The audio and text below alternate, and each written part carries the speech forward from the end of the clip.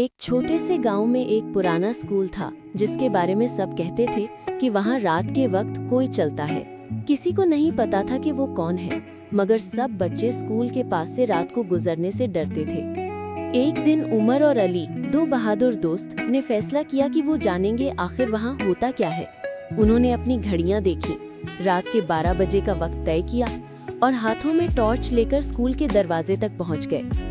दरवाजा चरचराते हुए खुला, चरररररर। उन दोनों के दिल जोर जोर से धड़कने लगे। अंदर अंधेरा था, बस एक पुरानी लालटेन कोने में रखी हुई थी। अली ने कहा, शायद कोई चौकीदार छोड़ गया होगा। लेकिन उमर ने गौर किया, लालटेन खुद ब खुद जल रही थी। फिर अचानक कमरे के एक कोने से आवाज आई, कौन है जो मेरी रोशनी के पास आया है? दोनों के कदम जमीन से जैसे चिपक गए।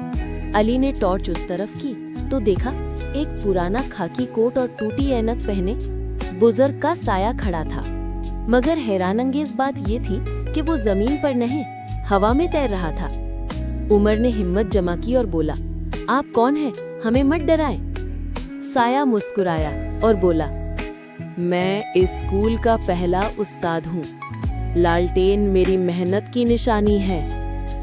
जब तक कोई इस स्कूल में सच्चाई और इल्म की रोशनी जलाए रखेगा, मैं यहाँ किसी को नुकसान नहीं पहुँचाऊंगा। लेकिन अगर कोई यहाँ झूठ बोलेगा तो मेरी लालटेन बुझ जाएगी। इतना कहकर वो साया धीरे धीरे लालटेन में सिमट गया और रोशनी हल्की होकर गायब हो गई। अगले दिन उमर और अली ने वो सारा वाकया उस्ताद साहब को बताया। उन्होंने स्कूल में एक नया उसूल बनाया, यहाँ हर बच्चा सच बोलेगा और सच्चाई की लालटेन हमेशा जलाए रखेगा। और तब से उस पुरानी लालटेन के नीचे कभी अंधेरा नहीं हुआ।